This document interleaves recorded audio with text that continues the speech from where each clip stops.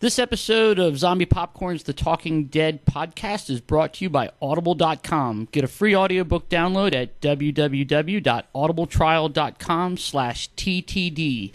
Over 100,000 titles to choose from for your iPhone, Android, Kindle, or MP3 player.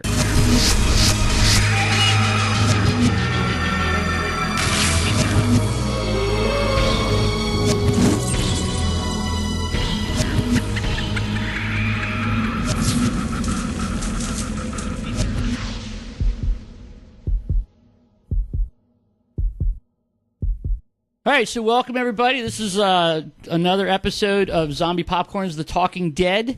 We're on the East Coast, and the pollen bomb is kicking Jason's ass tonight. So I'm going to be taking the reins. But with me is Paul. Yay! And Jason, who probably won't say much, but there he is anyway. I'll say much. And we have an awesome guest tonight. It's Dana Fredsti. And she's here to talk to us about her new book, Plague Town. And hold it up, real nice. There it is. Nice modeling job. An Ashley Parker novel, and it's been described as Buffy meets The Walking Dead in a rapid-fire zombie adventure. I am hooked already. It's awesome. Welcome to the show. Thank you. I'm very happy to be here. We're very happy to have you here. Hi, Jason. Hello. I'm trying not to talk. Quick, make Jason say something else. I'm gonna ship some Claritin back your way. Oh, thank you, thank you.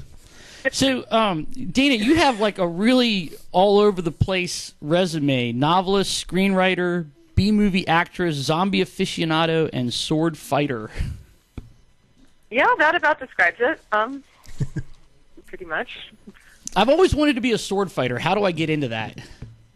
Well, if you're me, I got into it when I was, I think, about 18 years old. I was performing at my first Renaissance fair, and I was standing in line waiting for my turn to get a turkey leg back when they were cheap and they actually cooked them all the way through. And I was eavesdropping on two guys behind me, and one of them was talking about how he was really bummed out because his sword fighting partner changed her mind at the last minute, and he really wanted to do this fight because it was really cool. And I didn't even think about it. I turned around and said, "Oh, I'll do it." And this guy turned out to be Christopher Villa, who is a choreographer with the Society of American Fight Directors, and he taught me the basics of sword fighting in about an hour, I'd say, so we could do this one particular fight. And then I ended up basically getting into it for the rest of my life. So there's different places you can train.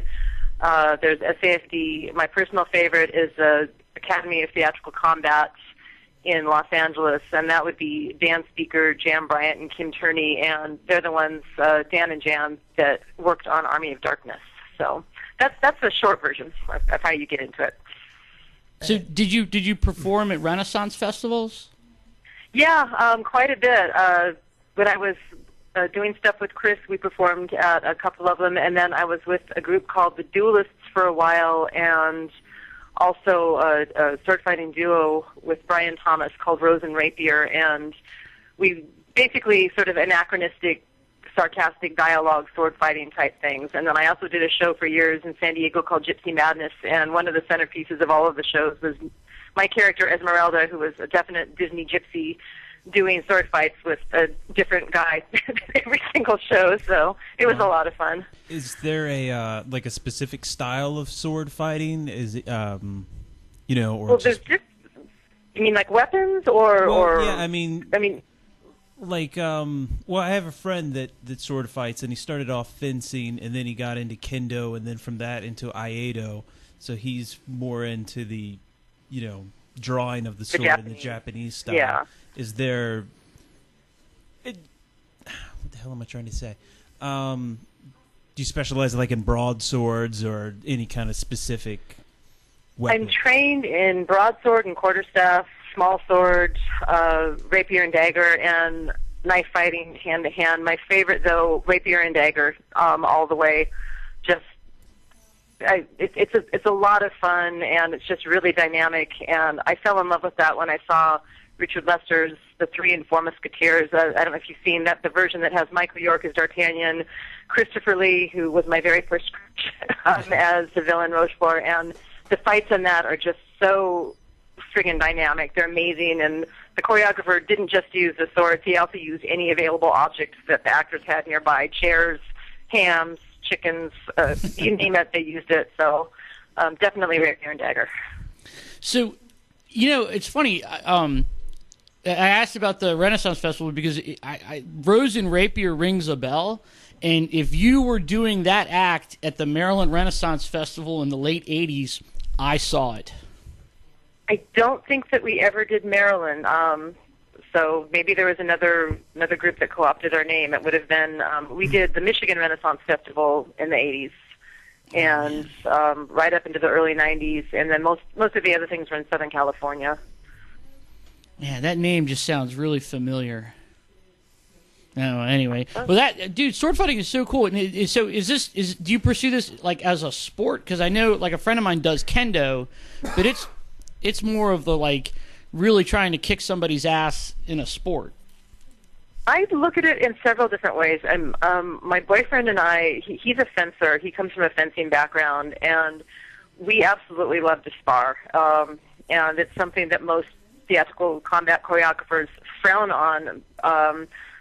But I look at it as when it's theatrical choreography, I don't know if art is exactly the right word, but it's like anything else. It's like it's a skill set, and for me, it's also part of my acting repertoire because you can't have a good fight if you can't act the fight and sell it, and not just sell the moves, but sell the emotions behind it. When it comes to sparring, yeah, I'm trying to kick his butt. I mean, and you do better choreography when you actually have that sense of what you're feeling when you really have to work to defend yourself or when you're really trying to score that point. So I took a little bit of fencing when I was younger, but so I have at least that frame of reference when I'm working with Dave. So did I answer your question, or am I just babbling? No, I love hearing people talk about sword fighting. I mean, what could be better? Yeah, it's so much fun. Yeah, there just really isn't anything else like it as far as I'm concerned. So. I have a younger brother who's into theater, and I've always done like technical pursuits, but I've never actually been jealous of his career choices or his him being on stage, except for the time I saw him play. He was in a production of Romeo and Juliet, and he played Mercutio, and they had somebody come in and he had combat training, and there was this big sword fight in the theater, and they're like, they were fighting up and down the aisles, and I remember watching it, and I was like, oh, God, that is so awesome. Yeah, that looks like it's so much fun. It really is. So this is true confession time here. I have never dated a man, once I learned how to sword fight, that either didn't already know how to or wasn't willing to learn. It was simply just, I'm sorry, they ask for your list of what are you looking for in a man, and sense of humor, kindness, strong jaws, blue eyes. He better learn how to sword fight. So that was my criteria right there. Your Napoleon Dynamite skill. He needs to have good-looking, attractive, broadsword skills. And I'm good with the rapier. Yeah. That's awesome, though. That's great. I love it when real life gets like that. Yeah. Well, it makes real life a lot more interesting. And, I have to say our neighbors, we usually we sword fight in the street in front of the house if we can't get to the park, because sometimes your schedule's really, really, really short. And our neighbors just think we're the funniest show on earth. They think they come out, and we've had a few place bets on us, and others just kind of shake their heads. Our little Chinese grandmas in the neighborhood watching us fight, going, wander off and go in their houses and come out later and look for blood. So it's fun. It spices life up, and it's very good for a relationship, I think. That's what I was going to say. It's couples therapy. It is couples therapy, but I will tell you, you really just David Fitzgerald, who's my boyfriend, is actually listening to this interview in the background, and when he heard the thing about couples therapy, just laughed because we sparred once when I was really, really, really pissed at him, and I'm very careful about not actually doing more than just very light contact, and this is probably the only time that I was not really very careful about it. So he still has a scar. Oh, no. So for it. So. Sorry, honey. Some people He's get still living? tattoos, together. Yeah, he's still living. He is still living. he's just a wiser man now, I think. So. Yeah, wiser. He learned something that day. Exactly. Inigo Montoya scar. The 6 figure man left me with this. So right now you're from California, but you're in Salt Lake, right? Uh-huh. And you're there for the World Horror Con. World Horror Con 2012, yeah. How's that going? It's really fun. This is my first actual horror convention, and you have to really enunciate that, especially when people in Salt Lake City ask, "Oh, so what are y'all here for?" I'm here for a horror convention. Oh, we've gotten some looks. Normally they hold I it was in Nevada. This year we Yeah. did the Salt Lake. I totally just got that joke. Yeah, it's a way home, or you get it on the way home.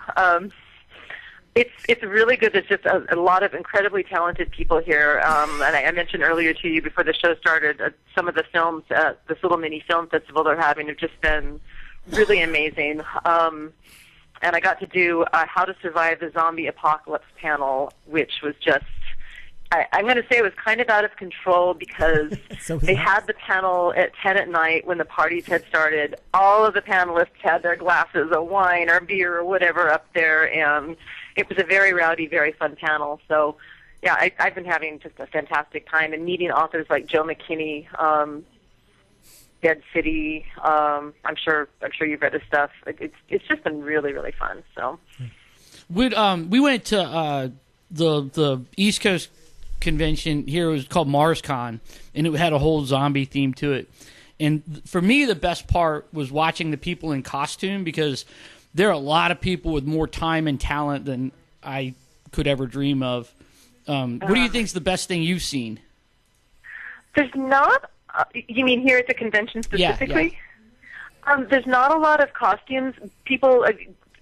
There's been. Let's see. At one of the parties, there was a group of people with zombie makeup, and they were really, really cool. And they stood out. This one guy had his teeth, so it looked like, the skin was all peeled away from his mouth, and it was just really kind of disgusting and fun. And when I say disgusting in that context, it usually means I think it's really cool, by the way. So just to translate that. But yeah, a lot of the people are just basically dressed kind of down in jeans with a lot of horror T-shirts, movie T-shirts and stuff like that. I guess I would have to say that the zombies at the party last night, as far as costumes, were the coolest so far. All right, right on. Last year was my first con, so I like talking about that kind of stuff. But right, so anyway, look, what we got you here is to talk about your book, Plague Town, and so I was reading that it was it's the character in the book is Ashley Parker, and Ashley Parker is related somehow to Ashley Drake. Could you explain the relationship? Because I was confused about that. I will explain the relationship. What originally happened is that Lori Perkins, who is an agent and also an editor at Ravenous Romance, she contacted me and asked me if I was interested in writing a series of novels, the concept behind which would be, think Buffy meets The Walking Dead, except different, or Buffy with zombies. She actually didn't say Walking Dead. She just said she wanted Buffy with zombies, and she wanted a main character named Ashley, but she wanted it to be different. So I took those words and went, yeah, sure. And, being a total Buffy fan and a zombie-holic and all that, and I wrote the first book, and she was, in the meantime, shopping the concept around to different publishers because she thought that it had a scope that would go way beyond Ravenous. So the original thing was just to have the first book up at Ravenous as an e-book, and to have the e-books there, and then to have the hard copy rights, don't know if I have my lingo right, with another publisher. So what ended up happening is that the first book came out as Ashley Drake, Zombie Hunter, and then Steve Saffel from Titan, one of the editors there, bought the series, and Titan acquired all of the rights, and we decided that we needed to, aside from doing extensive revisions, to change her last name because Ashley Drake was too much like Anita Blake, Laurel K. Hamilton's character. So that's how that came about. Does that make sense? Yeah, it does. It does. Yeah. feel free to ask me questions or clarifications, because again, I will just ramble. So. No, that's fine. So all right, so tell me, who is Ashley Parker? Ashley Parker is just your basic. Well, she's not. She's older than most college students. She was married and got a divorce and didn't really know what to do with her life, and decided to just go back to college and get a liberal arts degree, because again, she has no clue what she wants to do. And then all of a sudden, she's thrust into the middle of this situation, which is the onset of a zombie outbreak, and it basically. It doesn't. Well, yeah, it forces her to basically find strength that she didn't know she had, and to just take control of her life. So she's fairly average. She's a little sarcastic, but yeah, she's just a fairly normal person until this happens. You said a little sarcastic? Yeah. Yeah, she's a lot. Are you sarcastic. implying something there, Jason? No. So, like, I mean, I always like. I'm really liking the book so far. It's way cool, and I like the idea of the female hero. I mean, I always like Buffy, but do you find the female hero is a tough sell? Not these days. I mean, what I wanted to do, and this is something I had in mind from the very beginning, because I was really hoping that it would sell to a different publisher, and I could up the zombie gore and just make it appeal to a broader audience. I wanted it to appeal to the readers of paranormals, like Kelly Armstrong, all of the ones that have the the ass-kicking heroines, and I also wanted it to appeal to my crowd, which is the geek fanboy crowd, because I relate to that very well, and when I say fanboy, I include fangirls too. I don't mean to be gender specific there.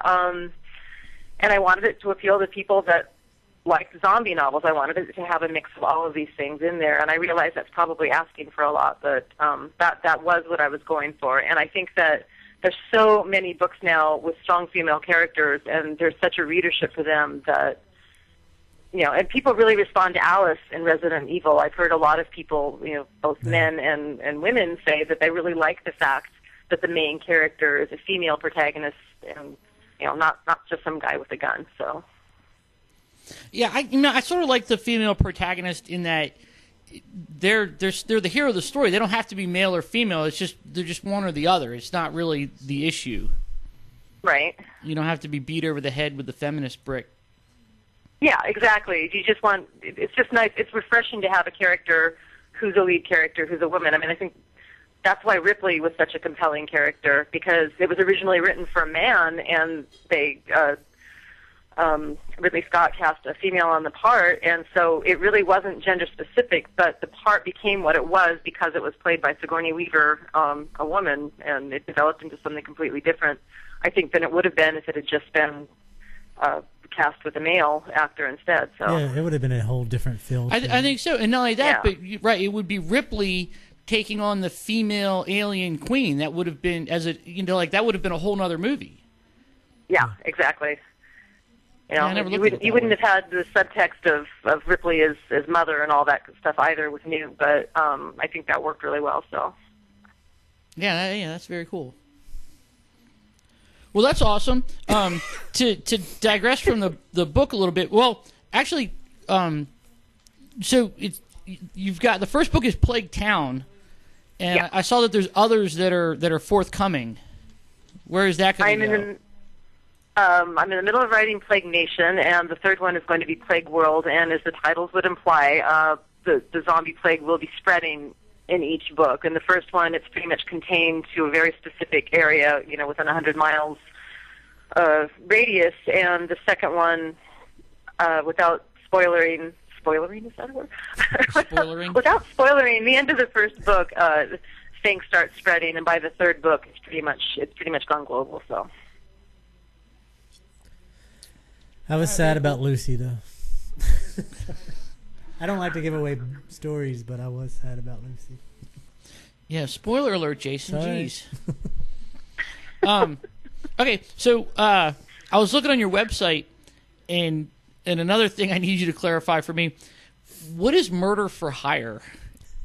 Murder for Hire is the Murder for Hire was it's several things. It's something that if you search it on Google, you get a lot of things coming up about housewives who hired someone to murder their husband. So that's one, Murder for Hire. The second is an old theater group that my best friend and I started down in San Diego. It was a mystery-oriented theatrical troupe, and we used to do pastiches of Chandler.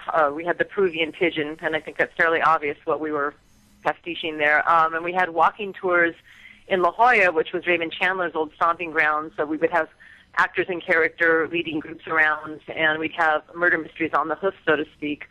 So that's the other one. And then you have Murder for Hire, the Peruvian Pigeon, my first published book, which is a murder mystery, very heavily based on the experiences that I had when we were running that murder mystery troupe, and the fact that there was a woman we worked with that was just such a bitch, we wanted to kill her, and the only way to kill her and not go to jail was to do it on paper. So that's why that book got written, because I really wanted her dead. So wasn't that the beginning of like a Sharon Stone movie?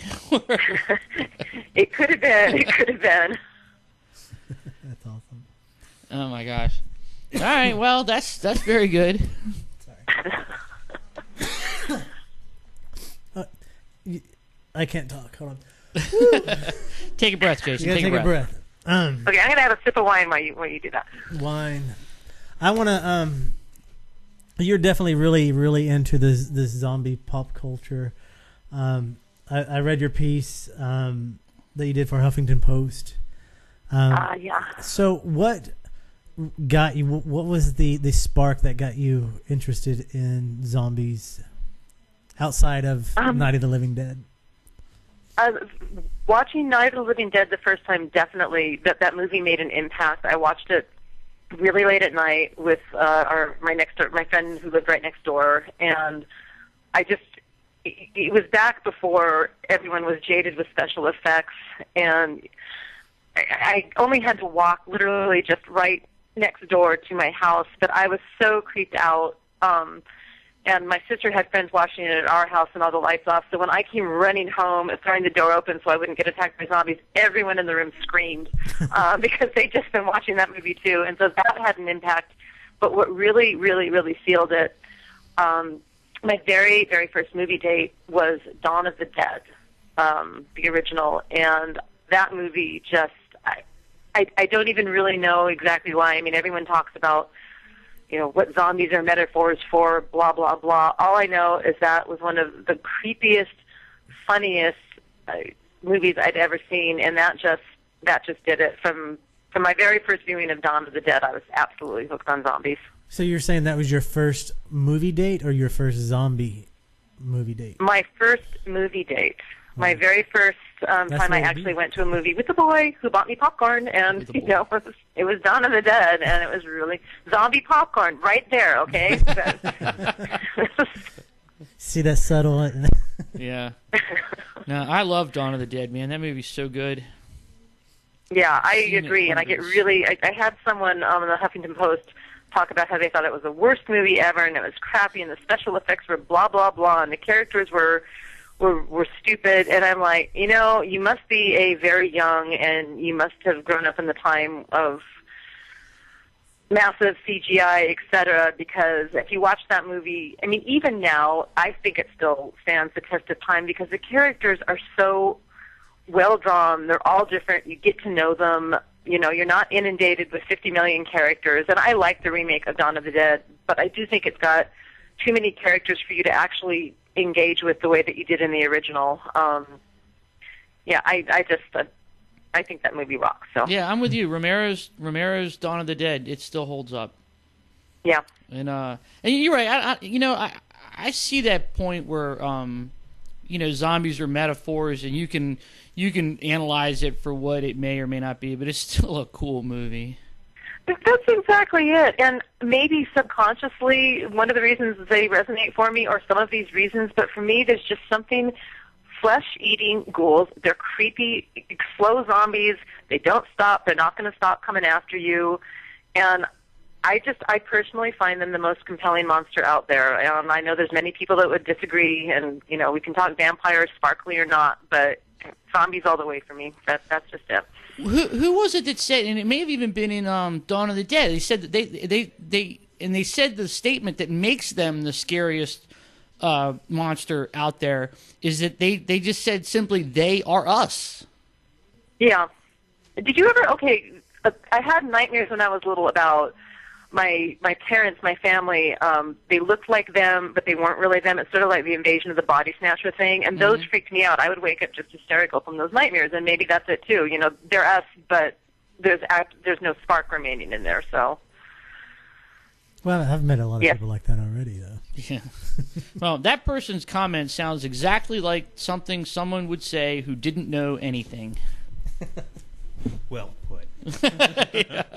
I missed the comment. What was the comment? Well, you were saying that you had somebody on that Huffington Post article was bashing. Oh, yeah. Yeah. You know, poor effects, blah, blah, blah. They don't know anything. Yeah, they probably just like them highfalutin fast zombies running all over the place. So, and what do you guys think about fast zombies? I know you're supposed to ask the questions, but I am curious as to what your take is on fast zombies. You know, I think the fast zombie is an interesting and natural iteration of the zombie genre, and but you know, while it worked in 28 Days and it worked in the remake of Dawn of the Dead, the zombies don't have to be fast to be scary. Thank you. Very good. You've passed my test. I don't have a preference for one over the other. I don't have any objection They're to both it. scary to me. Yeah. I mean, I really don't have any problem with it. It's just that it's not necessary. Yeah, I mean, and I get people's point. There's something about the fast ones, but that's more like, wow, we're really screwed, aren't you? Know, you don't really have much chance. If they can run after you in a mob like that, and there's that many of them, you might as well just hang up and say goodbye. Whereas the slow ones, you've got a chance to. And have you guys seen The Dead yet? Yes, I have seen The Dead, which made me think about the character in your book that has a liberal arts degree. I'm like, no, the guy you want on your zombie team is an engineer. Yeah, exactly. The Dead to me really brought back what's really scary about slow zombies. There were no big daddies like from Land of the Dead where you've got the human aspect. I never thought I'd see a zombie do the zombie equivalent of no to the sky because his fellow zombies were getting shot in the head. I know I love George Romero and I always will, but I prefer my zombies without the humanization to that degree. And in The Dead, they didn't even moan. They just kept coming, and they were everywhere. And I wrote an actual post just sort of raving about that movie on one of the Titan blogs because I think it's probably the best slow zombie movie I've seen in just years. So. Well, I totally agree with that. I really like that movie quite a bit. And, to sort of illustrate that slow, there's that scene where he's doing auto repair as the zombies are creeping up on him. Yeah. And, I mean, that was great. He had time to change a tire. Yeah. But there was still a very real threat. Yeah, exactly. And you actually saw why it was that it was possible, because a lot of people say if they're that slow and they moan all the time, how can they ever take people by surprise? And there's the scene in the village where one of the soldiers has been over doing something, and the zombies basically just kind of wander up behind him and grab him. But it was played so well and so realistic, and it was creepy. So I have that movie on a lot when I'm writing, partly because I love the film score and I can't get it anywhere, and I can kind of turn it down and look up and enjoy it and then go back to my writing and ignore it. And yeah, I really like it. I'm actually driving my boyfriend crazy by putting that movie in all the time. We now have you can have it on once a week. Yeah, that was I work at a small independent video store, and that sort of came through, and when I took it home and watched it, I was really surprised and delighted with how good it was. Yeah, me too. No. Yeah, that was excellent. But I came out of that, I was like, haha, engineer, see, that's what you need on your zombie team. Yeah. I want Daryl on my zombie team. That's it. I want Daryl. Yeah. But, another aspect of that movie that I thought was interesting was that, here was the guy, and he was obviously, the main character of the film, he was obviously competent, but he's in a situation where there's no infrastructure whatsoever. Yeah. And he's just got to make do with what's available. Yeah. Yeah, I really just thought that It was really well done, and the fact that just when you think of how big Africa is and every single shot, that was the other thing I loved. Every single shot, these beautiful, beautifully filmed shots of sunsets. If you look, there's going to be a zombie somewhere in that shot, and you think about that how big that country is, and that they were just friggin' everywhere. So in your novel Plague Town, obviously, right, it's in a town. So how do your characters rely on the natural? Like you've got buildings and infrastructure as opposed to nothing. There's the center of it. There's a college campus, which is on the outskirts of Redwood Grove, which is, your typical little Northern California town. And then there's the surrounding areas with things like rest stops at places like Bigfoot's Revenge and, little stops for truckers and tourists and stuff like that. And you've got a lot of redwood forest where there's maybe a few houses scattered here and there. And at the college, I don't really want to give away the spoilers.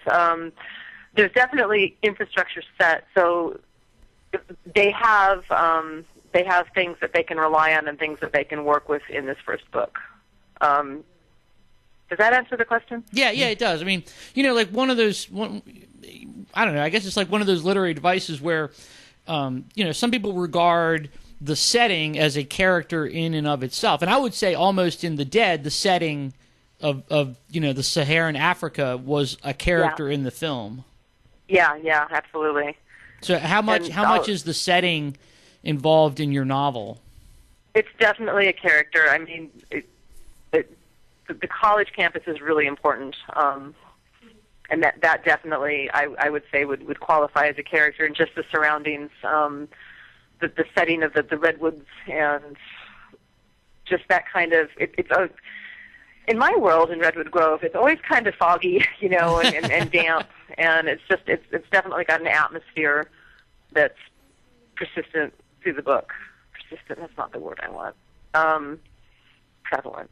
One of those P words. It's one of those words. So yeah, I would say that definitely the setting is important, and I think that's one of my other reasons not to not talk about my book, but why I love the original Dawn of the Dead so much is that the mall is so much a character, and I don't think that that's one of the things in the remake that I did not get, the mall as character. So yeah, that's true. I see that. Well, it's, going back to your book, you want to talk about the wild card aspect of the story?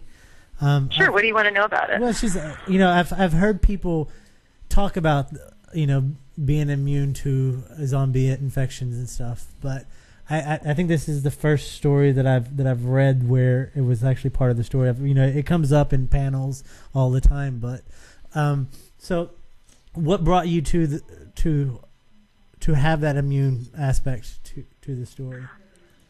I was trying to think of something, and this was back for the very original draft where I was still thinking, okay, make it Buffy with zombies, but different.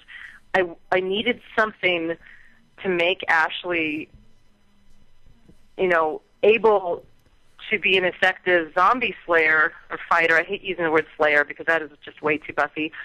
That would make her different from everyone else, aside from just, say, mad shooting or sword fighting skills. And so I thought, okay, well, what if a certain percentage of the population, if they get bit, instead of turning into a zombie, they develop this immunity? There's something, in their genetic makeup that would give them not only an immunity, but enhanced senses. And we're not talking like Spider-Man super skills or anything like that. There's no radioactive zombie bites that make them able to scale walls, but they are stronger, and their hearing, their sense of smell, their vision, their coordination, everything is enhanced by it. And instead of just making it Buffy, I thought it would be more fun if I had other characters that also had that same skill, and that it would be more of a team. Because just having one person do it just seemed to limit the possibilities a little bit more. So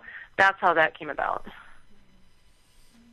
So, but you don't foresee a superhero spin-off from it?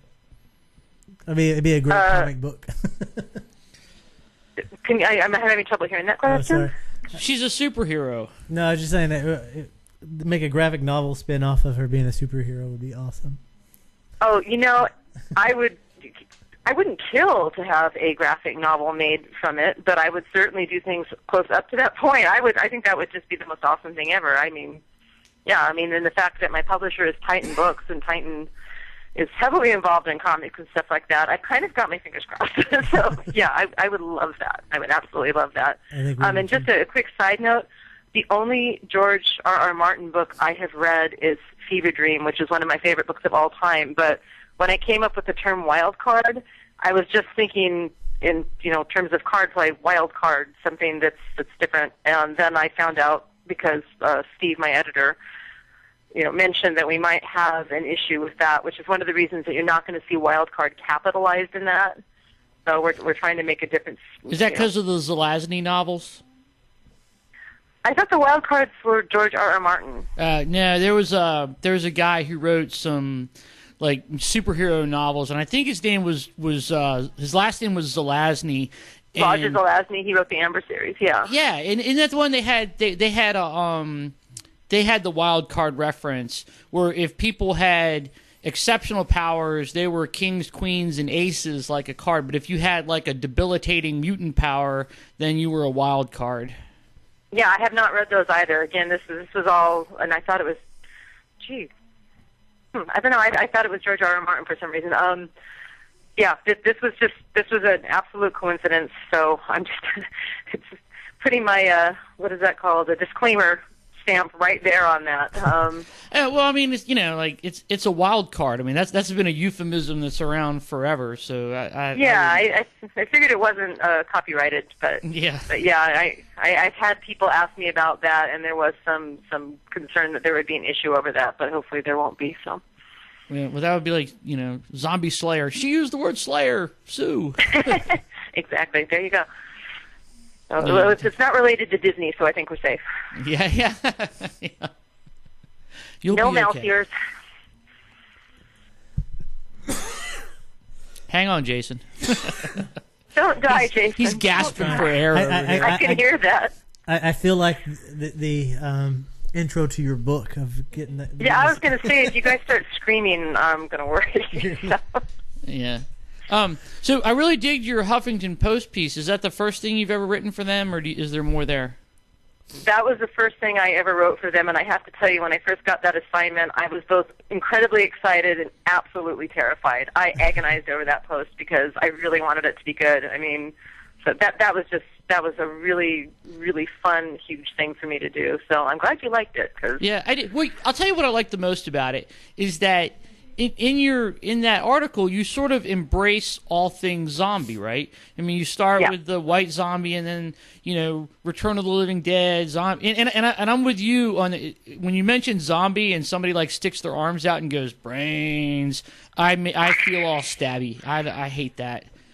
I hate that so much.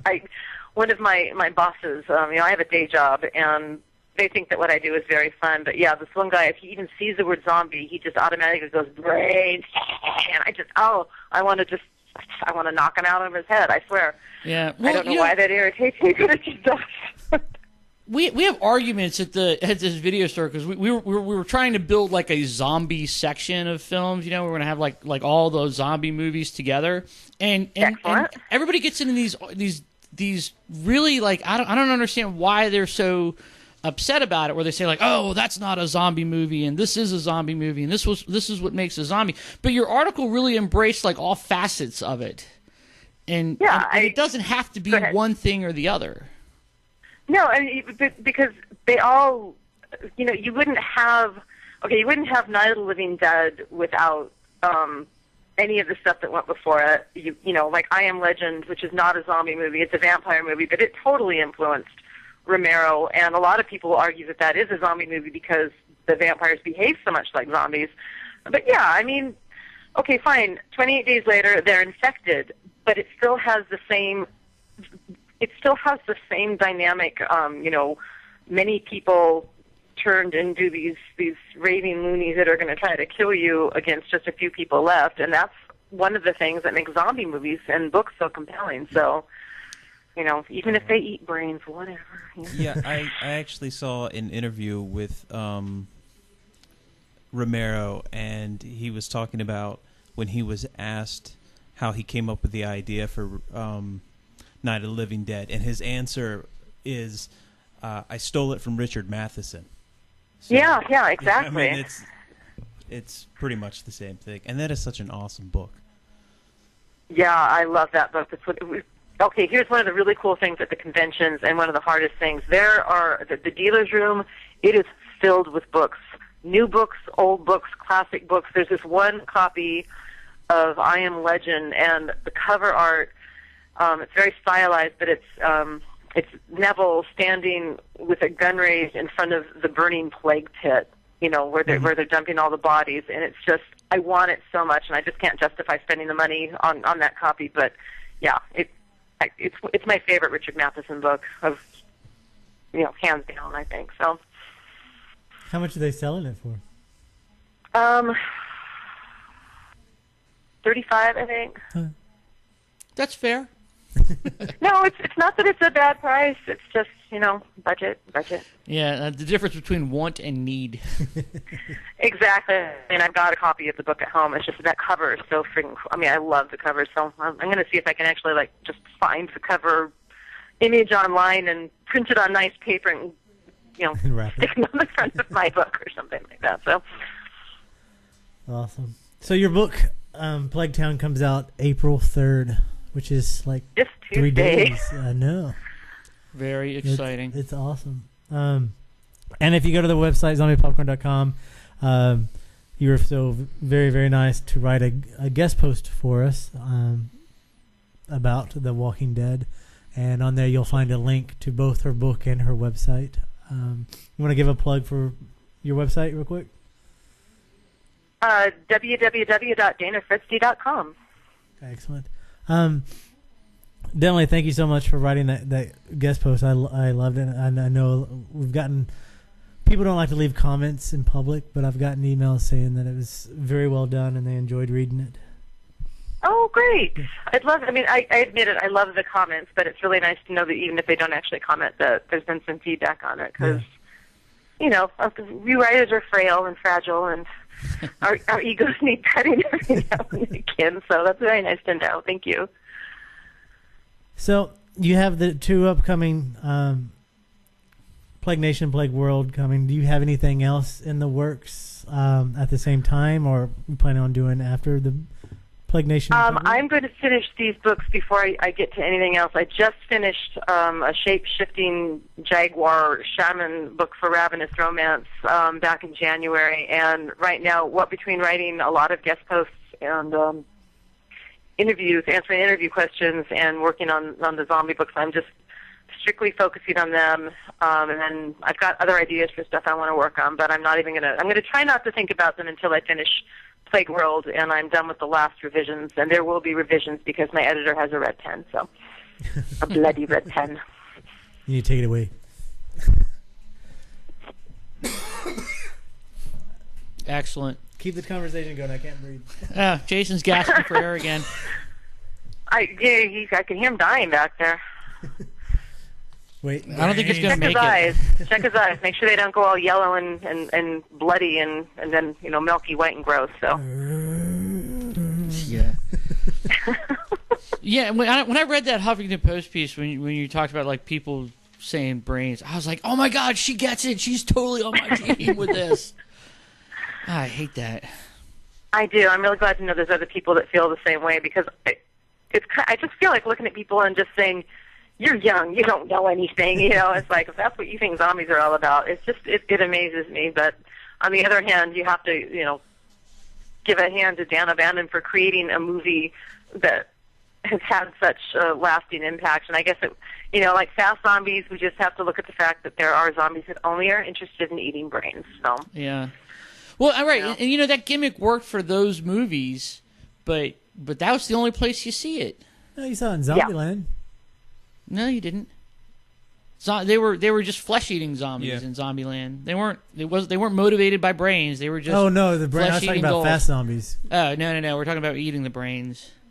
Yeah, the brain zombies, the ones, it's really hard to get into the brains, too. You think about you have to go through the skull, which is pretty damn hard. Well, so the brain it's not even really logical. So. Although having said that, that was some of the best moments in that film where the one guy's turning into the zombie. He's like, I can smell your brain. Yeah. It's delicious. Yeah, I love that movie. I think that's one of the funniest movies. I mean, I saw that at Comic-Con before it even came out in the theater.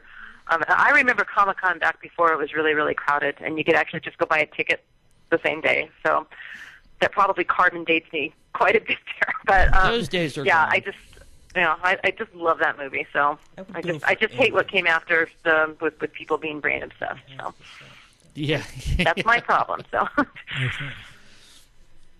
well, I think we're going to let you get back to your convention.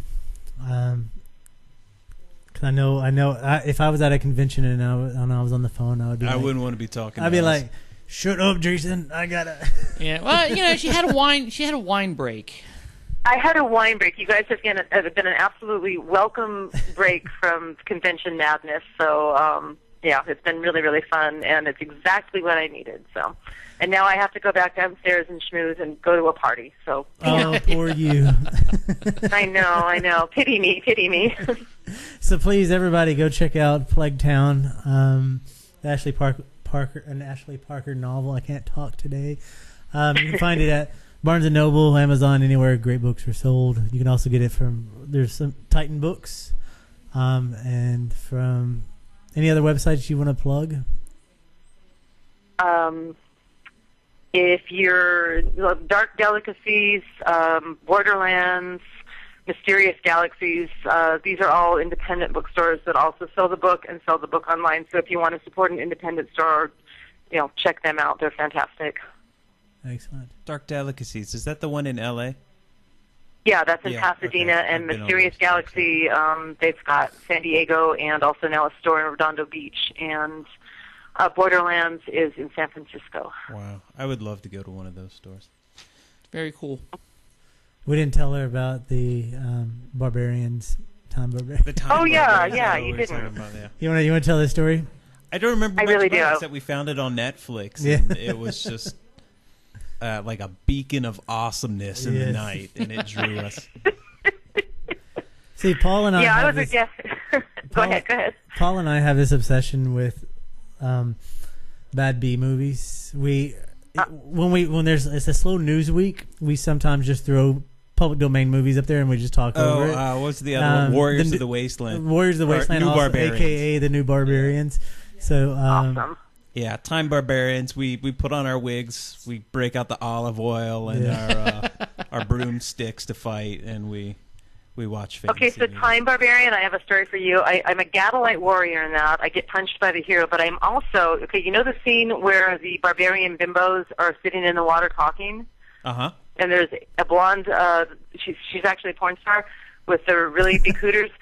That voice coming out of her is mine.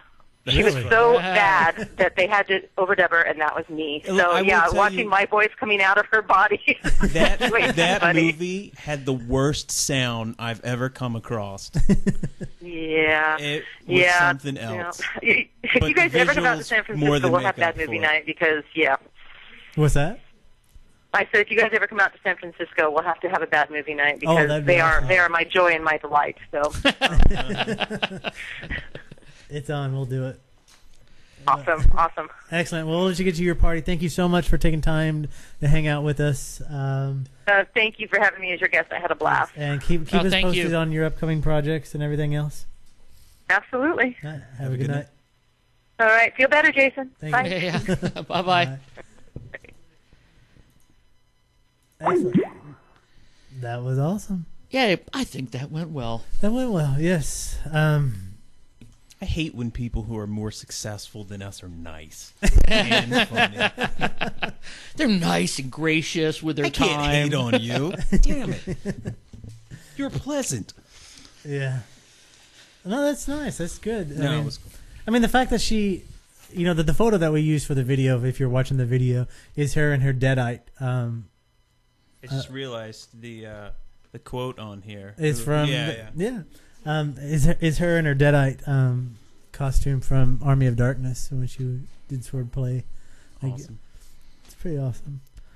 So, what's new, Bob? Oh, all kinds of stuff, man.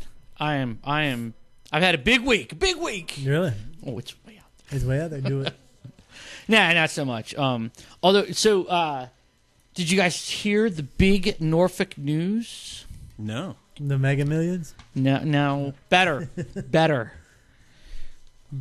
that. What is the big Norfolk news? Yesterday, Peter Dinklage was in Norfolk having lunch at Kogan's Pizza. Why did he go to the Kogan's Pizza? Yeah, I know, right? I don't know. I guess that's right. I was working at the video store and somebody came in and they were like, "Oh my god, Peter Dinklage is at Kogan's Pizza right now." And I don't know. Apparently, he has a sister that lives in Norfolk, I think, and he occasionally visits her, and he likes Kogan's Pizza. All right. And apparently, he's a nice guy. Likes to sit down, have a few beers, and shoot the shit. And yeah. Interesting. And you And didn't get Game you of didn't, Thrones starts Sunday. and you didn't get us an interview. I would. You failed us. I would. I mean, I had this all unfolded. No. Where I was not in a position to do Bob, anything you're about supposed it. to be the man of action of this show. We discussed this Right, I know, 2 right. weeks ago. I'm not a man of action. I'm a man of words. Words. Well, you did good taking over the realms of the show tonight. Thanks. It's good interview. So what about you, Paul? What's new? Not much. That's not true. You entered a contest. Yeah, but it's not like that. I did. I entered that. We talked about the movie The Devil's Carnival. And they had a contest where you could download the music to one of their songs, one with lyrics and one without, and then you could record yourself singing, kind of like a karaoke. Well, I don't sing without a rack of compressors and distortion and vocoders, so that wasn't going to work out. So for shits and giggles, I remixed and I added a whole bunch to the song. So That's cool. drum beats, harpsichords, slightly detuned pianos, creaking metal, more violins, cellos, all that good stuff. Kind of made it have a trip hop type. So Yeah, what's the prize? Huh? What's the prize? I have no fucking What? Fame no. and recognition. No. They will. They're gonna play the video on their road tour before the movie. Yeah. before the movie. But Just doing it is its own reward. that's right. Well, it was actually. It was really fun. Yeah, very cool. Yeah. Yeah, so that's pretty awesome. And we actually used some of the footage that we've had sitting around and lost on the internet for years. That Jason and I did when we went down. We went to a swamp in North Carolina. Dismal Swamp. No. Yeah, What it's is the Dismal Swamp. it? I just forgot what park it is, but put one of his cameras in a water case and just drug it behind a canoe. Yeah. And then slowed it down so you see all the. And the song is a really good song. It's called "In All My Dreams I Drowned," and it's kind of a slow sea shanty with the devil, where this woman's talking about, she's on this boat, and all her dreams while she's on the boat are about her drowning. So the captain says, you have to sleep, and she's like, no, I dream I drowned. I'll do whatever you want, blah, blah, blah. And so he ties her to the bed so that she'll go to sleep, and of course the ship goes down, and she's tied to the bed. Yeah, so, Ironic. yeah. But it's a really good song. Yeah, no, it's a good song. Really short, too. It's only 2 minutes and 30 seconds. So. Yeah, that sounds awesome. Yeah. So if you want to go see the video, it's on your YouTube page. Yeah. And Wherever, whatever that is, yeah. I don't even know what my page is. Yeah. Well, I'll put a link in the show Yeah. notes for it on here. But there's a whole bunch of people. If you type up the... Yeah, I saw that after I sent you that. It's like, because what you're supposed to do is reply to that video with your video. I know. Yeah. But nobody else is doing that. Really? Yeah. That's what they're just tagging it. Yeah. Well, I think other people probably have better odds because I think they really want to see someone performing as opposed to just water moving. But Yeah, I mean, the song did come out really well, and I'm really happy with it. So yeah. good times. I mean, worst thing happens is people There's will see what you did. yeah, so, yeah. I mean, the people who did Repo Opera the genetic opera, got to see some of your Yeah. mixing. So Yeah, it was cool. that's pretty awesome itself. You saw Wrath of the Titans. Yeah, tell me about that. So, the first one, Clash of the Titans, the remake of the original, was terrible. And we all talked about it and saw it. It was awful. This one, they took everything they learned from the first one and didn't do it. So, if the first Clash of the Titans, it's kind of like one of those SAT questions. Clash of the Titans remake is to Conan the Destroyer as Conan the Barbarian is to Wrath of the Titans. So it's much better. It's actually really good. And you saw it for the event screening that we did. And it was in 3D. In 3D. Was the 3D good? The 3D was pretty good. There was a little distortion. And it could have just been where we were sitting. It could have been the cameras, too. But there's a lot of the battle scenes are with the super close-ups, so you're seeing, it doesn't always it's work. Kind of weird. But yeah, I will let you know that when I was watching it, I was taking notes. I was looking at the people in 3D, and I'm like, well, is it flat there? Is it flat? And I'm like running through all the things I've heard Jason bitch about, and I'm like, no, there's good well-roundedness in each area of depth going down. So yeah, it was really good. Much better. It's like I've read that movie is such a piece of shit. What, Wrath of the Titans? I liked it. I've read nothing but horrible reviews about it, and most of the criticism seems to be that no amount of fight choreography, no amount of 3D special effects, no amount of huge giant monsters can make up for the fact that it's crap storytelling. I don't know. I liked it. I rest my case. I enjoyed it quite a bit. And they even said, you said like everything's really close up. One guy said that watching the fight scenes was like imagine watching a boxing match where your nose is 2 feet from the TV. That is my one complaint about it. But the monsters look cool, way better than they did in the first one. And the only other problem I had with it, everybody's teeth were too fucking white. It drives me nuts. I hate it when they do that. Everybody's got like pearly whites on, and they're all dingy and dirty and beaten up. But didn't you know, like 4,000 years ago, dental hygiene was paramount. It was. I enjoyed it. It was fun. I also saw John Carter finally. Yeah, I enjoyed that too. I saw that too. It was really good. Bob didn't like it also because it had too much God in it, but. It didn't have any God in it, and that's not why I didn't like it. And it's not that I didn't like it. I just had some problems with it. I'm just kidding. Better than that, though. We watched a movie last night called The Caller, right? I don't even know how it got on our Netflix, but it was there. And it's the typical, phone call in the apartment, or the house.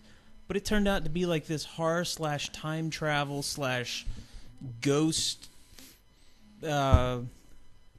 story. Totally bizarre, but you guys should totally check it out. It was good, though? Yeah, it was really good. I loved it. Interesting. Had the actor that plays Bill Compton from True Blood. Awesome. But you know what's better than any of those movies? Wrath, everything. 21 Jump Street. Oh yeah, I saw 21 Jump Street. We almost went. How was it? It was actually I heard funny. It's funny. It is funny. I mean, you'll laugh. It's not like the best movie, but it was worth seeing. Wow, it was fun. It's cool. You know what I tried to watch recently? Was the one with Robert Downey Jr. where his wife's having a baby. It's like Planes, Trains, and Automobiles. And what's his name? Zach, guy from The Hangover, the dude with the beard. Did anybody watch that? Zach Galifianakis? Yes, with Robert Downey Jr. The due date. It was fucking awful. I've heard awful. I mean, didn't even finish it. That's how bad it was. Really? I mean, I've heard it. It's not that it's bad. It's just not funny. Yeah. Yeah. I mean, so it's just watching a bunch of stuff. I have this thing where I want comedies to be funny. Yeah. At least, you You can say what you want about the storytelling of Wrath of the Titans, but you can just watch it. Yeah. You know, there's something going on. That movie was horrible. Well, hey, man, we have to take a minute because guess what? We have a sponsor now. Ooh. Yay. And our sponsor is Audible. You can find them at audible.com. And right now, Audible trials. well, the website is audible.com. But if you go to the website, www.audible.trial.com/TTD, which cleverly enough stands for The Talking Dead. Ooh. You can sign up for a 30-day trial, and in that 30-day trial, you get a free audio download. And we thought that we would recommend a book. Well, yes, because I thought we would recommend a book because our guest tonight did a guest post on our site talking about The Walking Dead. And you can get The Walking Dead, The Rise of the Governor audio book. And it's pretty awesome on there. I don't have notes. Have you guys read The Walking Dead? No. So The Governor is the coolest story arc in the whole Walking Dead series ever. And The Governor, The Rise of the Governor, is a novel that sets up the beginning. It's sort of like a prequel, tells you how the Governor came to power in The Walking Dead. And it's a novel. It's not a comic book. And it's really good. It's really, really, really good. And so it is available for a free download on audible.com. Actually, from audibletrial.com/TTD. /TTD. Don't forget us. That's very important. Worst fucking plug ever. No, We're new, dude. I know. No, but seriously, I mean, you get a free book, which is awesome. You can listen to it on your any of your phones, your Android, iPhone. It's awesome. And I like listening to audiobooks when I'm at work because the day's long and I hate that job, and there's nothing better than listening to a good audiobook. I love Audible. Yeah. I did it for a while. Yeah. I stopped. I'm thinking about going back. You should. You could. It's good. So, yes, if you want a free 30-day trial, just check out audibletrial.com/TTD. So, having said that, did you guys watch the finale of The Walking Dead? Oh, yeah. Of course we did. What did you think? It's good. Wasn't as good as the show before. Actually, no, it was good. I was just so happy with the outcome of the show before it because I hate that prick. I don't want to give anything away, but you know. So and this is all the talk is that The Walking Dead is building up to the Governor storyline. Oh, okay. Which is very important, which helped writing Rise of the Governor. Good to know. And that it ends with the introduction of Michonne. That is way cool. That is awesome. One of my favorite characters ever. She's very good. So that was very cool. I mean, that's not much of a spoiler alert there, but because it was only like the last few seconds. Yeah. It's a really quick scene, but man, that was creepy as hell looking. Yeah, I know. It's crazy that like season 2 of Walking Dead is just a ratings monster. Everybody seems to be into it. It's like the second season of the Chappelle Show. And to be honest with you, I didn't think that season 2 would be as good. I kind of thought because there was some problems with the writers, right? And then Darabont kind of disassociated himself with it. But I think they really came through. Yeah. And I know fans are really upset that there were some things there's some incongruencies with the novel. Or I mean, with the graphic novel, the comic, and the show. Right. But I'm okay with that. I kind of see them as two different things, and that happens a lot. Yeah, well, True Blood. You're right. I mean, I haven't read any of the novels, but I'm okay. Even if I did, she's read like all of them. My wife. So, like in the, but you've seen the show True Blood. I have, yeah. The character Tara is a white woman and barely in any of it. Oh, really? In the book, Lafayette is in it a little bit, but hardly at all. They're two of my favorite characters in the show. Yeah, my dream is to just have a spin-off show with Jason and Lafayette going on a road trip. I think that would be like the best show ever. Yeah, that would be kind of cool. Hook up, please.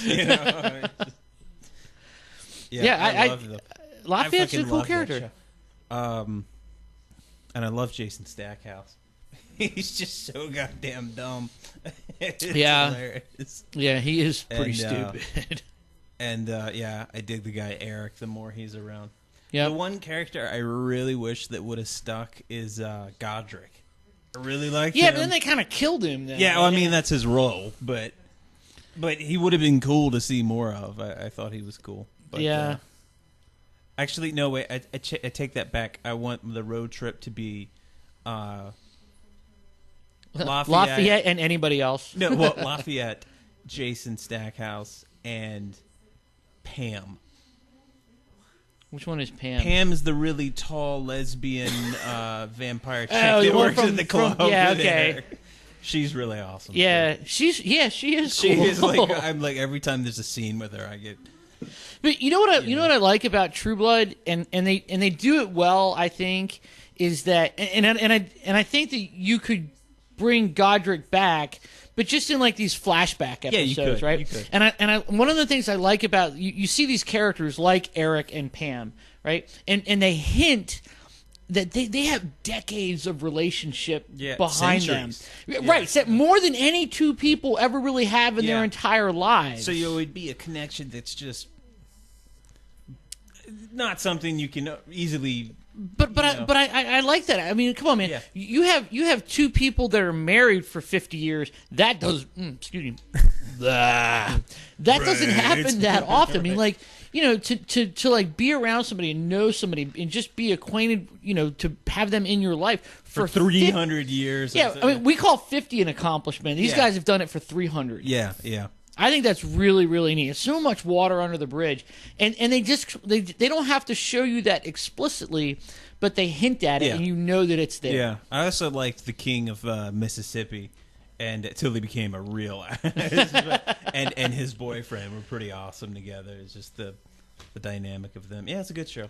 Yeah, that's an interesting thought about, like, you know, having those relationships for centuries. Yeah, I think that's one of the appeals. I mean, of vampires, because they go obviously so far back that. Until they got sparkly. That's why I'm like all zombies. Nah, that doesn't bother me. That's just one little thing. Yeah, but I have been liking True Blood.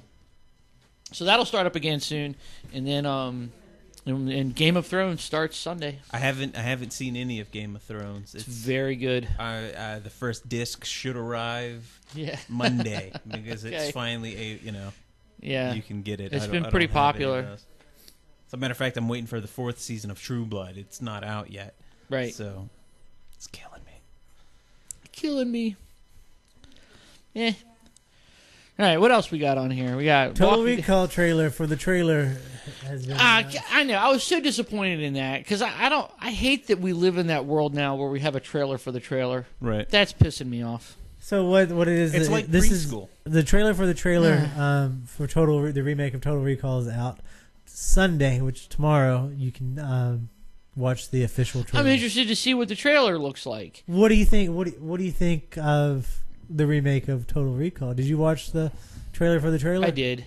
What do you think? It had a look to it that I thought might be interesting, but again, this is the trailer for the trailer, so you don't really get to see a lot. Didn't they just used to call these teasers? Yeah. I mean, isn't that the same thing? Yeah. Haven't we always had that? Yeah, but it used to get the be. teaser. It used to be the teaser would just be like a 30-second spot, Right. and all you got to see was like the Batman logo, and that was enough. Right. But this now is they're selling the trailer. yeah. This is here's the Coming whatever soon, footage. the trailer. Yeah, and that's what it is. This is see the trailer Sunday. Okay. It's, You know it's- what though? There's so many different media outlets. You got to sell your stuff. I know. I guess. I guess, but I'm not super impressed with the trailer for Total Recall, and you know we mentioned this the other week, man. Total Recall is another one of those Verhoeven movies that has like such a look and a feel to it that. Well, most of it is shoulder pads. But Right. Shoulder pads and like tall boots and Sharon Stone and I mean that was I don't know, it was just something about that movie that it had that look and that feel.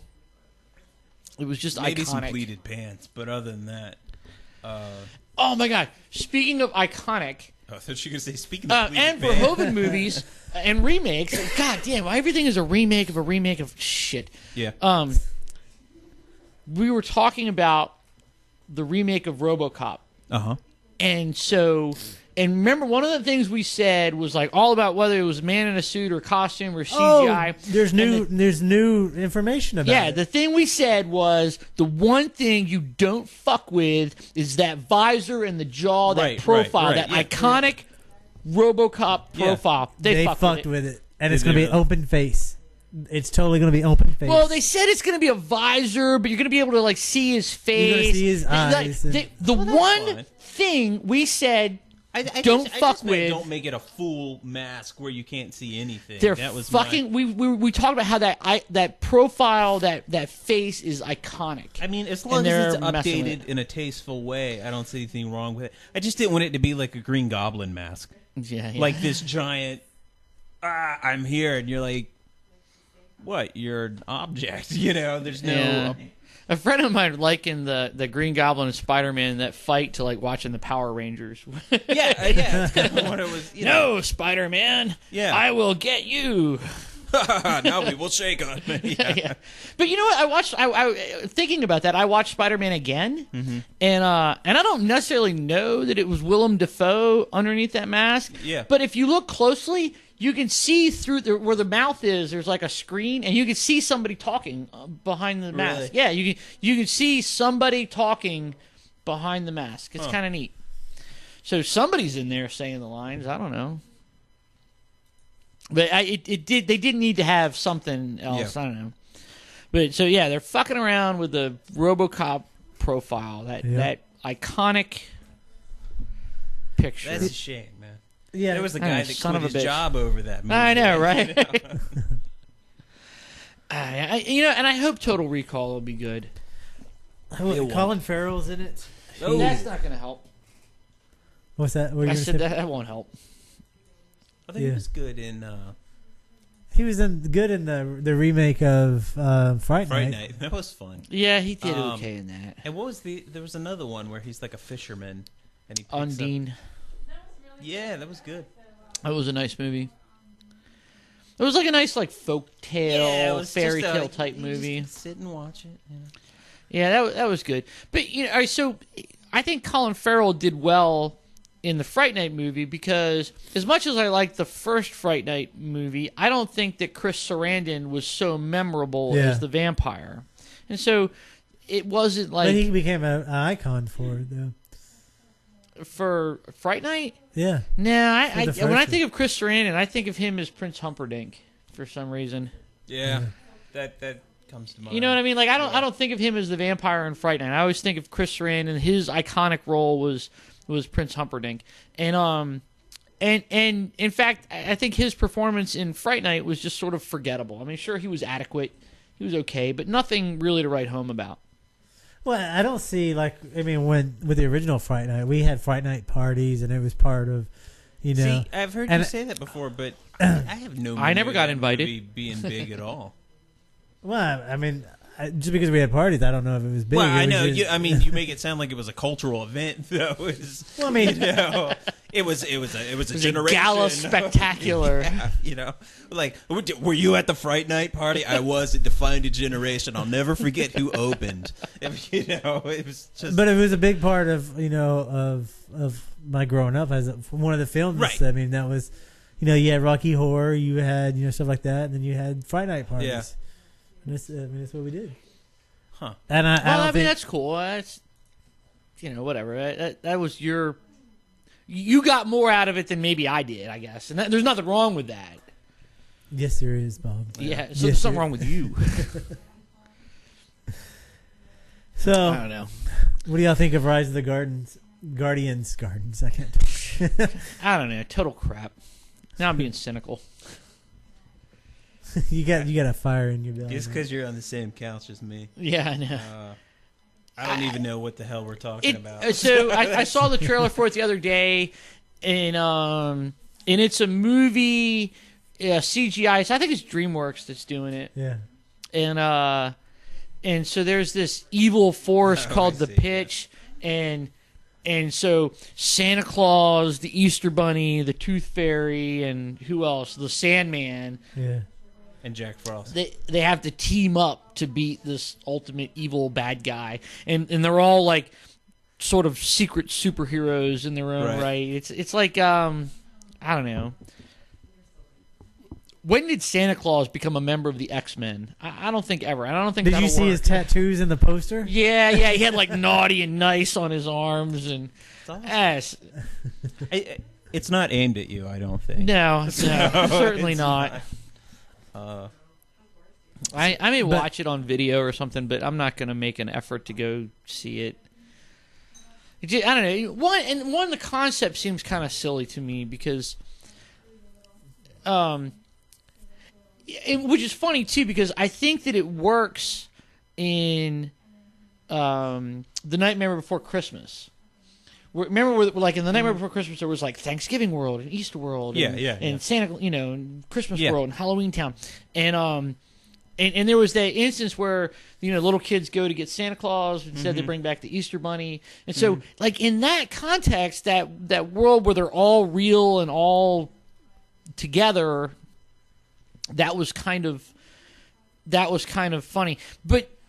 And I'm going to use the word incongruency again, but the whole movie of the whole Nightmare Before Elm Street movie was predicated on the incongruencies between that overlap of Halloween and Christmas, right? In fact, that was what inspired Tim Burton to make the film because he was watching some store window have their Halloween decorations up, and then like that overlap between Halloween and Christmas were somehow Thanksgiving's sandwiched in between. He was concerned about the overlap of these holidays, and so in that instance it works. But this movie is like it's the same thing. They're like all of those characters are real, and they all live in the same world, and they all work and function together, like the X-Men. Yeah, I don't know. I just think it's a little kid who's 8 years old who's not going to ask any questions may buy it, but. I don't know. I see stuff like that. I'm like, why would they live in the same world together? Why are we having a discussion about whether or not we would really believe that Santa Claus and the Tooth Fairy are I don't know, man. crime? That's the shit I think about. I mean, first of all, if this world really existed, I would ask the Tooth Fairy why the fuck her dollar smells like Old Spice or Polo cologne.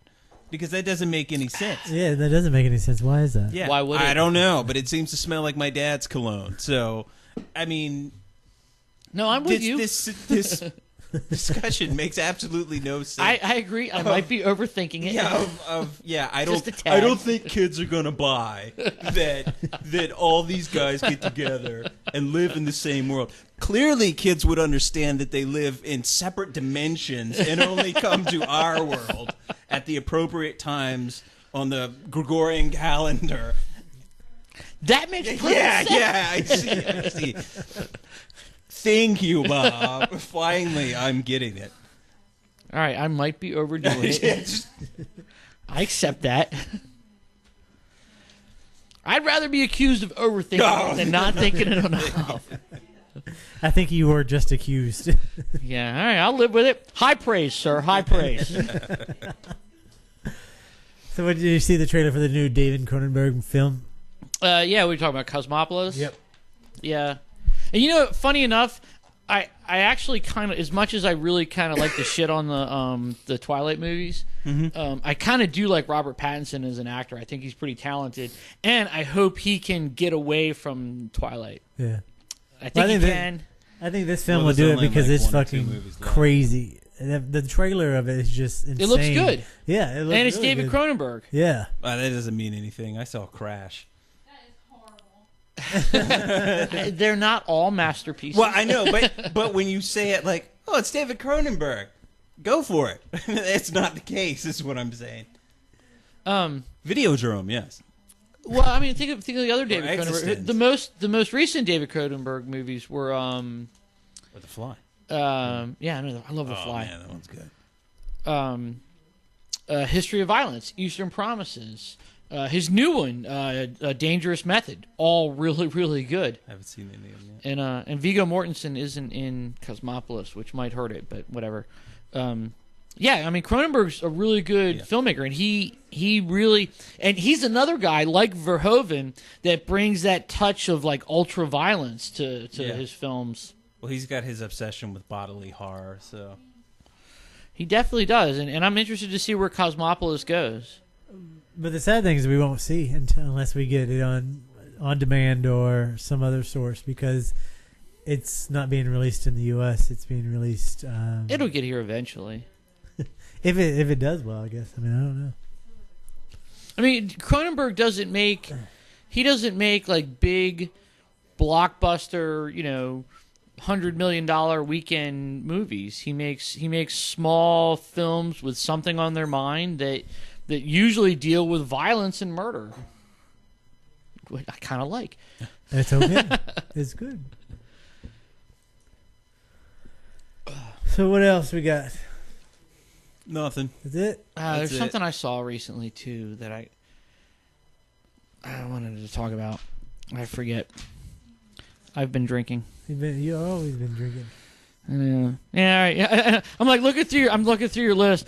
I'm like, damn it, Wrath of Titans, crap. Cosmopolis, okay. Total Recall, crap. Rise of the Guardians, crap. So we've covered it all. crap. Then I'm just gonna throw Total my crap. shit on Paul. So you want to talk about your upcoming project that you're for the haunted house or? Oh yeah, dude. I wanted to talk about Nothing's, ghost hunting. Set in stone yet? Oh no, but I am sending some music out to a fairly large haunted house in the state of Virginia for the Shadow Foundry project for possible play in their haunted house or to carry CDs. I just need to get the link once you upload it so I can send it to the guy. That's But you cool. put it in the Dropbox, right? I did, yeah. I haven't seen it. Can you yet, say but which I haunted haven't- house? If they say yes, I will. Okay. So I'll right. come back and say. I mean, I don't see why they wouldn't. So, It's really awesome stuff. I think your idea of like doing like a ghost hunt, You know, I love that. I love loved that it so too much. until I really thought about following through with it. And no, I like the idea of it. What I don't like more than in the Leaving one the house? thing. No, the one thing I hate more than anything are those fucking guys, the ghost adventure guys. You know, the douchebags with the like tribal pattern shirts that yeah, like. I hate them too. Oh, But that's how I'm going to dress up like that. yeah, if we I know, do we this, totally sure we'll come in forward because I was watching one, and it was a factory that made bullets, and the guy was like, "Dude, bullets were made here. All right, these are things that killed people. There would totally be ghosts here." And it's like, Not really. I don't see why. right, because if I die, I'm gonna go, "Holy shit! I was shot with a what kind of." My spirit's going to hover over, and then I'm going to go to the phone book or the internet. I'm going to be like, oh, crap. I'm going to look up where I don't that have bullet was Wi-Fi. made. Let me go to the local library. That bullet was made here. Let me tag along and float down to the bullet factory and haunt that. Yeah. If I was going to haunt something, that'd be the last place I The went. bullet factory. Yeah. I'll show them. Yeah, exactly. Oh, there's nobody here anymore. Oh, crap. I forgot that I'm dead. I'll just circle in this strange factory. So I mean I think that's a great idea. Yeah. I still want to. I really love to do that. And so I would that be great if we had our own ghost hunting podcast or something? It would be awesome. So I sort of ran with it, and I was like, well, if we did do a ghost hunting show, where would we go? What could I do? And so I was looking around, like, I don't know. I spent like 3 hours bouncing around the internet, looking for like haunted Virginia, haunted Norfolk, places in Norfolk, and I found this one. I have a book. Well, I found this I have a bunch of website books. where this guy was like, hey, when I was in the Navy, we stayed in this apartment and blah, blah. And he tells this really scary story about, like, living in this apartment and this horrible murder occurred and, all these really scary things. And I mean, it was a great story. It was a great story. But nothing in that story was like, oh, really? Well, where is this apartment? Right. Left out. Well, tell me the details about this murder that has supposedly occurred there. Left out. There was no detail in the story, which was admittedly really, really good. Yeah. That I could go and look and see, like, maybe I could verify that. Like, can I go to this apartment? Can I rent this apartment? Can we, can we go? Nothing. There was like, I don't know. It was just like I could make up that story anywhere. Yeah. The way I see this happen, if we do this, I see us, Paul and I, becoming Don Knotts and Tim Conway. That's exactly it. I am going to get a gun that goes off every hour. And that's exactly what it's going to be. But I really like that idea, the though. gypsy. Anyway, what did he say? Anyway, I love that movie. It's a wiggler. We have an obsession with private eyes. Oh, no, nothing wrong with that, man. But, I mean, I really like that idea, and I want to do it, and so I was trying to, like, look for, a place to start, and I couldn't find anything where it was like, this place is haunted, and here's why, and I could actually look in some sort of historical record and say, like, yes, this actually happened, this is a real place. There are a couple of the Cavalier Hotel, supposedly. Yeah, I'd heard that about the Cavalier Hotel. But, yeah, it would be fun. I mean, so many people are doing it now. I mean, not like it's a nationwide thing. If you, but, it'd be fun. If and I'm sure the Cavalier Hotel is like, God damn, I get you assholes in there. No, like we every were 3 there. weeks. We were there during the. All right, right on. Remember when we were at the Cavalier for the? I'm at 11. For the paranormal convention. We were there. There was a paranormal convention at the Cavalier. Yeah, we went there and interviewed. That's where we met John Zaffis. John Zaffis, Godfather of Demonology. But that book that I just handed you, with the degree he gave himself.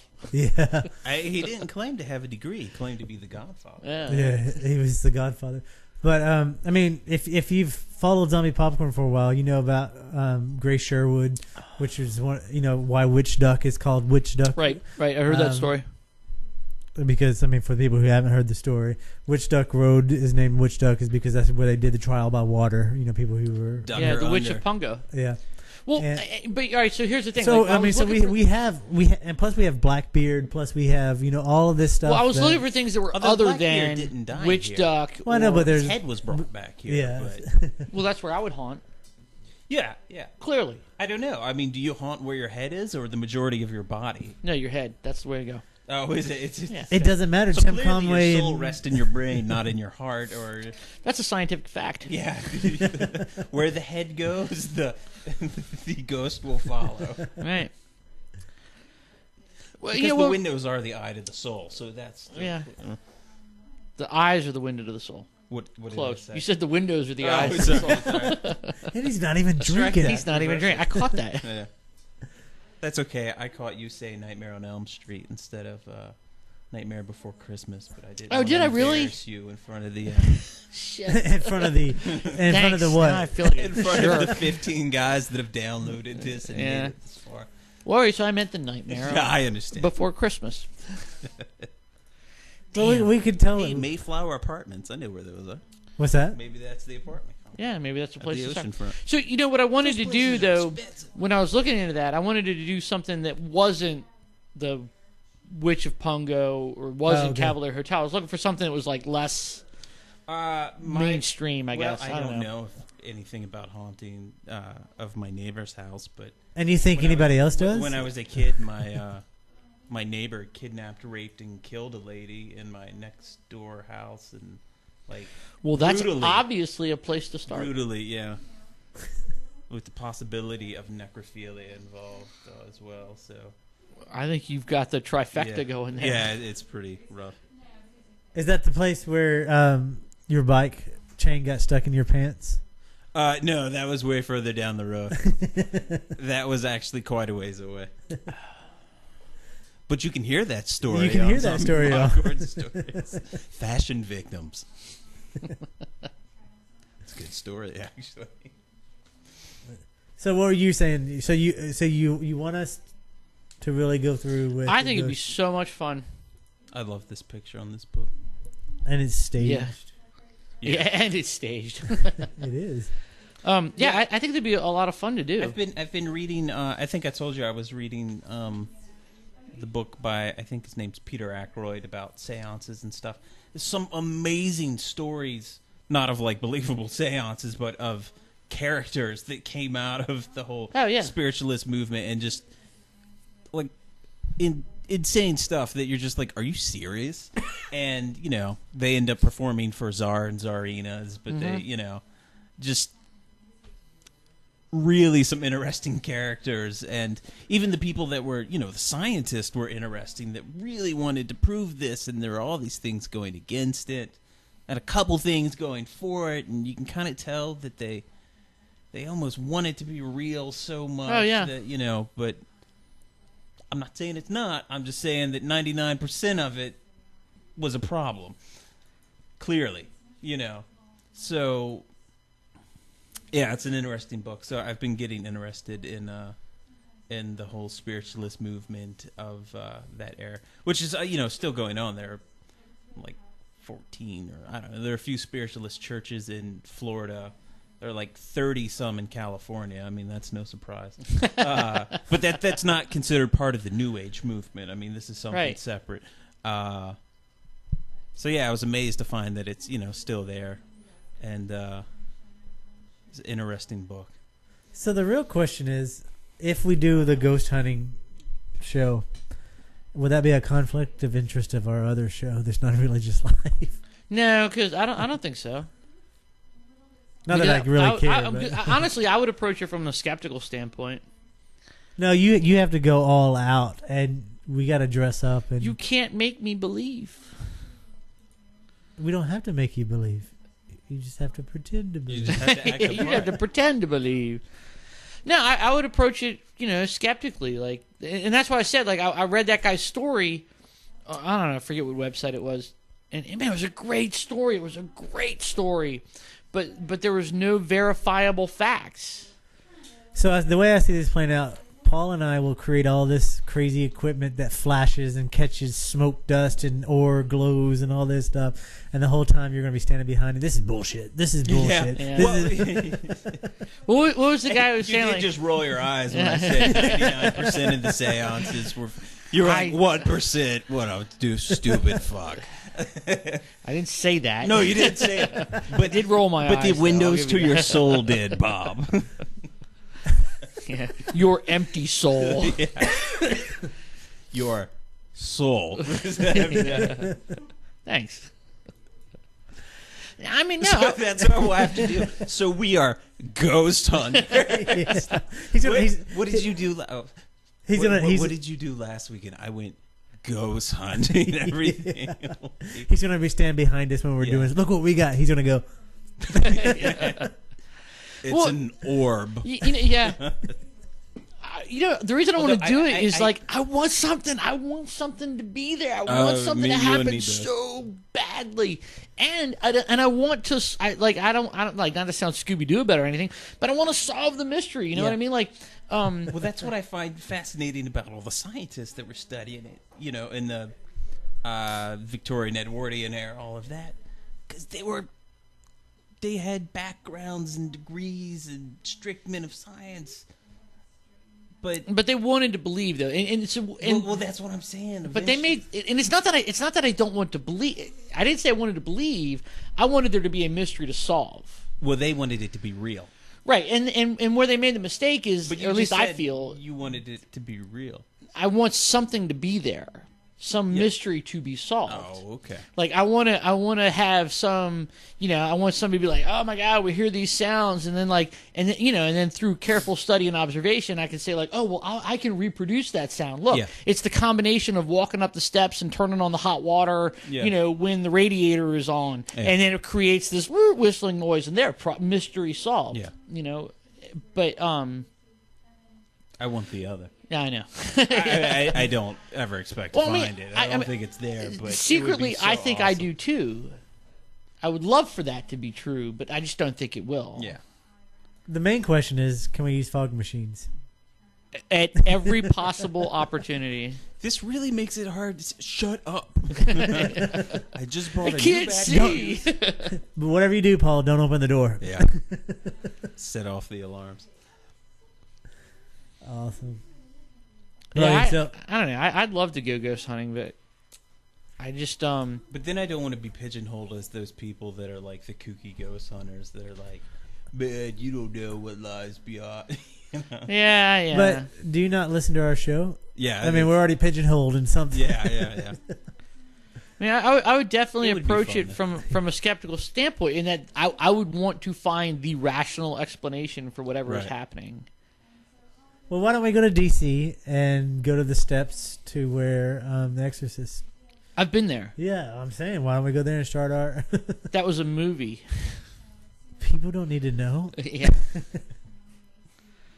Oh man, I used to know some people that lived in they were friends of my mom and dad, and they lived in, I think the town is Rickettsville, Maryland. It's the town where the Blair Witch was filmed. Uh-huh. And one of the guys was like in the Blair Witch movie. He was like just an extra. Yeah. And he was like, those motherfuckers ruined our town. He's like, I didn't know what it was going to be, and I was just in the movie. And he's like, and if I'd have known, I'd have never done it. Because he's like, they fucking ruined it. With everybody coming in like, we want to see where the Blair Witch was. And I don't think they knew either when they were doing it. no, nobody knew. And that's the Blair Witch is an interesting phenomenon, and it's kind of cool to think about. But a horrible movie. But when people are still like, no, it was all real, even after I saw that person accept their MTV Movie Award for Best Actor, like, no, Or it was when the all credits came up and it says played by. real. yeah, right. There's that. Yeah, I don't know, man. I saw the original Frankenstein, and it said the monster, and just had a question mark. Ooh. So That's scary. yeah, Yeah, You that think ought to tell anybody you believe something. that? yeah. All right, I'm done. I got nothing else. All right. I got no more energy. Well, it's time to wrap it up anyway. Well, I want to thank everybody for hanging out with us, listening to the show, watching us, and thank our guest. Go pick up Plague Town anywhere. Independent bookstores. If you don't like independent bookstores, don't get it from an independent bookstore. But just go pick it up because it comes out in 3 days. That's Yep. awesome. We're going to exhort you to do two things. One, go pick up Plague Town. Yep. Two, go to www.audibletrial.com/TTD and get a free audiobook. And who knows, Plague Town might be one of the free audiobooks you could get one day. One day. Not now, but soon. So do that. And I want to thank everyone for listening. Thank you, Bob. Thank you, Paul. Y'all have a good night. Thanks for Have a good having night. me.